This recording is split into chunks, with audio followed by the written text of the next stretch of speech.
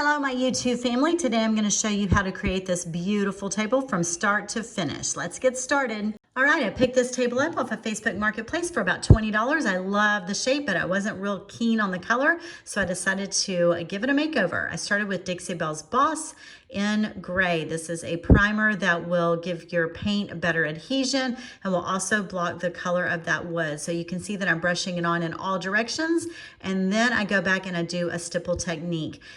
This is something that you can do in place of a roller. A roller works great, but I don't always have a roller on hand, but I always have a brush, and I've got my primer, so you can just brush on and then stipple in place. This gets rid of all brush strokes and gives you a nice, smooth, even finish. Here we've got the table completely primed, and I'm going to use Silk Dixie Belle paint in Oyster.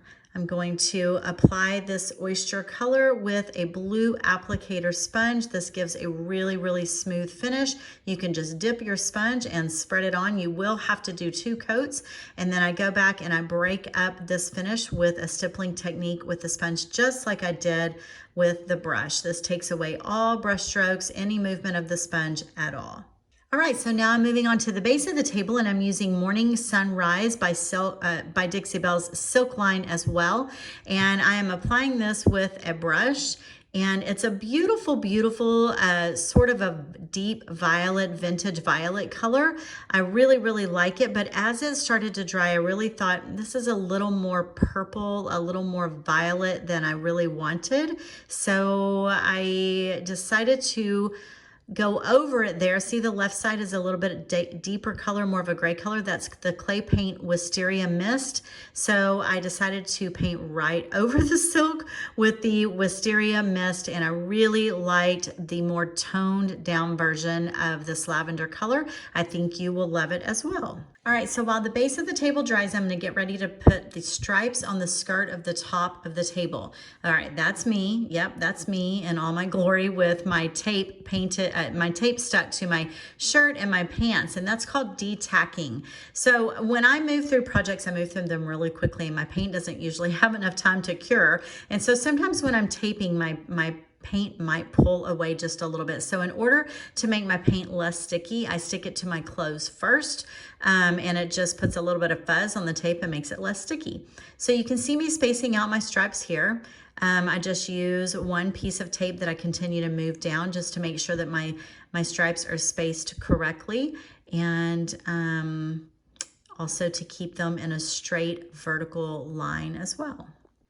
All right, do you see what I'm doing here where I kind of jiggle my hand back and forth? All I'm doing right there is just running my fingernail down up against that trim so that my tape is adhered all the way to my paint. So when I apply this black caviar, I will have less bleed through under my paint. I'm using a smaller brush here just to make sure that I can get up against that raised edge and in that small space. And then I'm going to change to a larger brush for the rest of those stripes here in just a second. You'll see me use a larger brush. I tried it at first with this small brush, and I realized that that's just too much work for that small space when I could use a larger brush and it will take care of it in basically one stripe. So there we go, smaller brush to larger brush.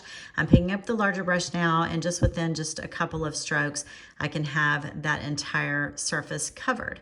So as you can see now, I've already used the Terra paint, which is the clay paint. I've used the chalk mineral paint, and I've used the silk paint.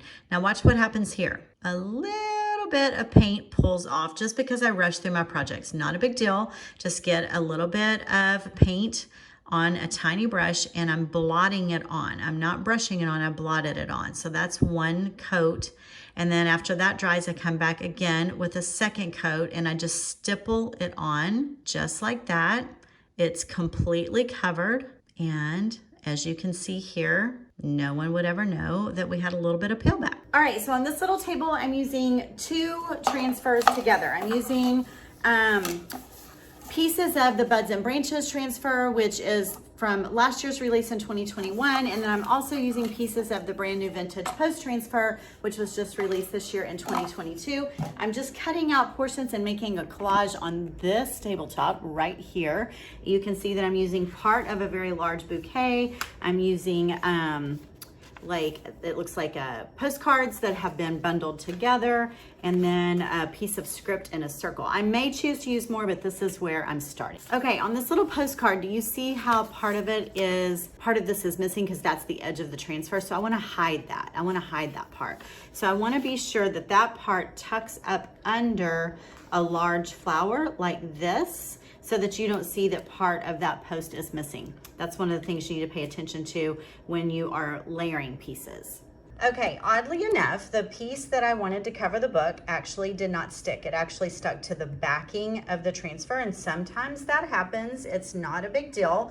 It's the only place that it happened. So you can either touch this up with matching paint, mixing up paint to get a good matching color, or you can use a piece of the transfer that you're not gonna be using and just stick one of the petals over that, and that's exactly what I'm gonna do here. And that's the repair. You can't even tell.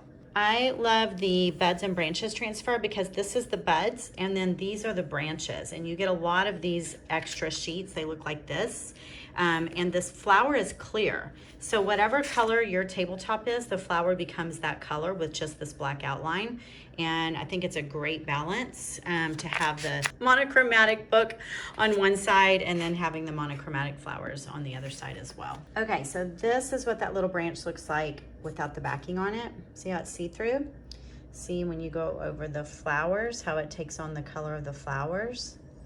See that? If you go over the white, it becomes white. If you go over my green rug, it becomes green. I'm gonna put this little guy over here. All right, so you see that I've got my buds and branches and the vintage post transfers on, and now I am going to start my black and white check pattern. So I know that I mentioned it already, but the reason I did not do this checked pattern first and then lay the transfer over it is the transfers tend to be a little bit see-through, and especially using colors like black and white, the stark contrast will often show through your transfer, and I don't like that look. So I prefer to do it afterwards. So I'm using a yardstick here and I'm working on my vertical stripes and then my horizontal stripes. I just make sure that when I am drawing out my stripes that I don't draw stripes down into the transfer. I just stop where the transfer starts. And here you go, you can see my pattern of black and white checks. You can see where it stops right at the edge of the transfer, goes down into the heart of the transfer a little bit, and I'm ready to start painting. Okay, so I'm gonna mix onyx and wisteria mist to get a perfect charcoal. When I did the base of the table, I used wisteria mist on the legs and the base of the table, but the very, very bottom of the table I did in onyx black. But the two colors blended together at the bottom of the table and it made a beautiful charcoal. And that is the color that I want on the checks on the top. Now the stripes around the table are pure onyx, but the base of the table is a blend of wisteria mist and onyx, which makes a charcoal. And I want to bring the base, I want the base of the table to coordinate with the very top of the table, the checks. I don't want to go straight black. So once I got that exact charcoal that I was looking for, I'm using just a small, maybe about a 1/4 inch, 1/2 inch flat brush, and I start the process of my checks. Now, this is something that a lot of people will not enjoy doing, but if you do enjoy it and you're watching right now, good for you. We are like sisters from another mother. I love this process. It's very therapeutic to me. I call this my blood pressure medicine. It calms me, it relaxes me. I just enjoy it a lot. So I do not have this on high speed.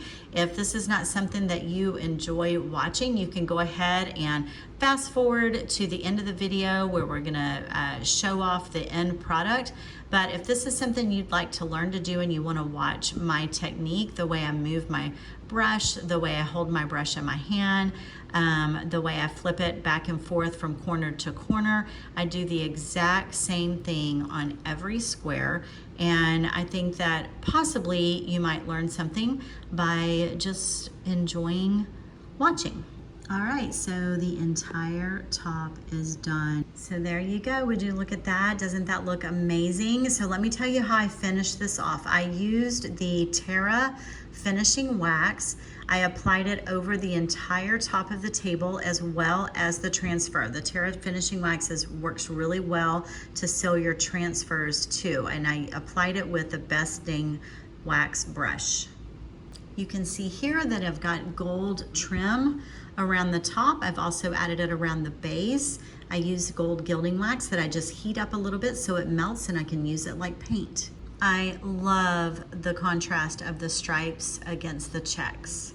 And here you get a really good view of the charcoal that is around the base that I also used in the checks on the top. And that is it, friends. That is all I've got for you today. I hope you love this table as much as I do. Please like and subscribe. We will be back next Sunday with a new video project.